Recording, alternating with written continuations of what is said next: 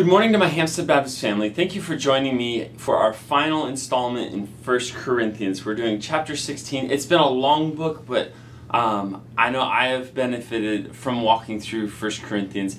I hope and I pray that it's been a encouraging and uplifting time for you as well. As we've learned about the church, as we've learned about a very messy church, right? The Corinthian church is a bit messy at times, but thank God that He works through our sinful messiness to do glorious and beautiful things according to His gospel, His will, His Spirit. So we're going to walk through. This is relatively simple end to the book. He's saying hi to people and talking about different people. And we're going to see the big thing we learned from chapter 16 is Paul's affection for other Christians. So let's walk through the chapter and then we will close out 1 Corinthians.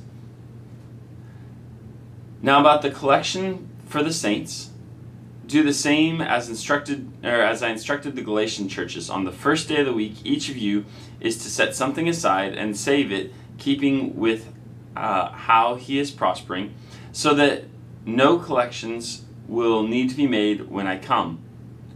When I arrive, I will send with letters those you recommend to carry the gift to Jerusalem. If it is suitable for me to go as well, they will travel with me. So this pops up in 2 Corinthians, right, where there was this gift that the churches were gathering up to send to Jerusalem. There was a drought or famine in Jerusalem, so they were trying to help the churches. So what we see is Paul promoting affection between churches, affection between Christians, that they would take care of one another, that we take care of each other. And then he says in verse 5, I will come to you after I pass through Macedonia, for I will be traveling through Macedonia, and perhaps I will remain with you, or even spend the winter, so that you may send me on my way wherever I go. I don't want to see you now just in passing, since I hope to spend some time with you. I love that. I don't want a short trip with you because I want to actually get to spend time with you, if the Lord allows. But if I stay in Ephesus until Pentecost, because a wide doors for effective ministry has been opened for me, yet many oppose me. So Paul sees where he wants to go, but is also living where he is. And church, that's really important. Is yes, we look ahead, and yes, we look behind, right? We celebrate the past, we look forward to the future, but we can really only live right now. Jesus himself says that, why are you worried about tomorrow? You're not even promised tomorrow. So Paul is in his ministry. He has places he wants to go, things he hopes to have happen, but he understands that ultimately he's where he is right now. That's where he has to minister, even though many oppose him. If Timothy comes, see that he has nothing to fear while with you, because he is doing the Lord's work just as I am. So let no one look down on him. Send him on his way in peace, so that he can come to me, because I am expecting him with the brothers. This is the same encouragement, this let no one look down on him, is the same encouragement Paul gives to Timothy as a pastor in Ephesus, right? Timothy's a young pastor. And Paul in Timothy tells him, do not let them look down on you because of your youth, but set the example for them.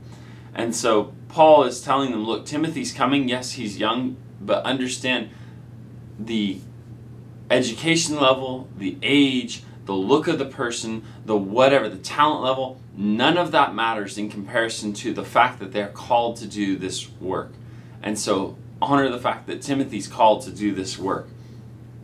In verse 12, now about our brother Apollos, I strongly urged him to come to you with the brothers, but he was not at all willing to come now. However, he will come when he has the opportunity. So we're going to start getting into these shorter bits where we're talking about different people that there's relationships with. He encourages them, be alert, stand firm in the faith, be courageous, be strong, do everything in love. That basically summarizes the book, doesn't it? Hey, heads up. Watch out for yourself. Be alert. Stand firm in the faith. Be grounded in the right thing. Be courageous. You're going to have to live different in order to live by the gospel. Be strong, hold firm to it, and do everything in love, right? The Corinthians were so looking for everything else. Paul says, love one another. Brothers and sisters, you know the household of Stephanas. They are the first fruits of Achaia and have devoted themselves to serving the saints. What a great way to be known, by the way. You've devoted yourself to serving. I urge you also to submit to such people and everyone who works and labors with them.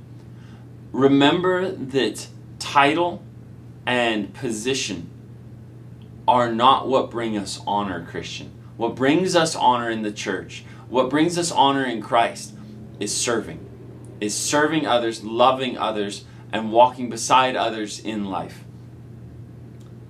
I am delighted to have Stephanas, Fortunatus, and Achaicus present. So these men are with him because these men have made up for your absence. So he says, I've been missing you guys, but some of your people are with me, and that makes me feel good. I love getting to at least see that many. For they have refreshed my spirit and yours. Therefore, recognize such people. I pray that as we together walk as a church, I pray that our hope, my hope as an individual member of the church, is that we would be refreshing for one another.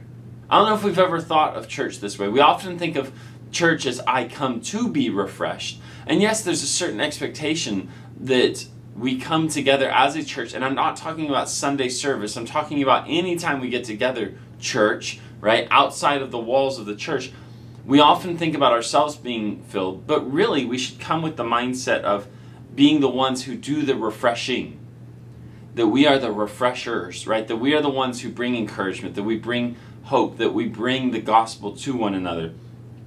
The churches in Asia send their greetings. Aquila and Priscilla send you greetings warmly in the Lord, along with the church that meets in their home. Now that's interesting, right? This is that defying the Western model, right? Where we tend to think of church as happening inside the walls here, but really we just have the convenience and the blessing of having a building, right? We have a building that we can use corporately to do different things, because for many of us, our homes aren't big enough to fit the entire church, and we can do things like VBS, which is coming up in a couple weeks, and we can do different things.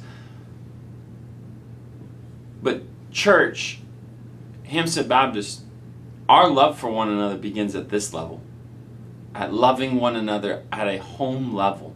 That's the depths to where we love. Church is not a compartmentalized thing that stays at the building. It has to be a part of every aspect of your life. This greeting is in my own hand, Paul, for if anyone does not love the Lord, a curse be on him. Ooh, okay. So if you don't love the Lord, it's not good. Our Lord, come. And he finishes with, the grace of the Lord Jesus be with you. My love be with all of you in Christ Jesus. Now what we're going to find is that there are other letters coming up where Paul's relationship with the church at Corinth was rocky. Even with all this, it was still rocky. But 1 Corinthians gives us the ideal of the church, which is that we would walk together in the cross, being conformed to the image of Jesus, brought together in unity, that we would seek one another above all other things, and that in the Lord we would glorify him through our unity of doctrine, unity of practice, unity of love, and that we would seek not our own building up, but that we would seek love, and that we would seek the love that is only found in the cross of Jesus. And that we place our hope not in our abilities, but in our resurrection. That one day Jesus will return, he will resurrect us, and he will do a mighty work in that day. So that's what 1 Corinthians teaches us. 1 Corinthians teaches us that yes, church is not always pretty. We do things horribly wrong all the time because we're sinful people. But our Lord is great. And we're called to reflect his glory and his teachings to the world.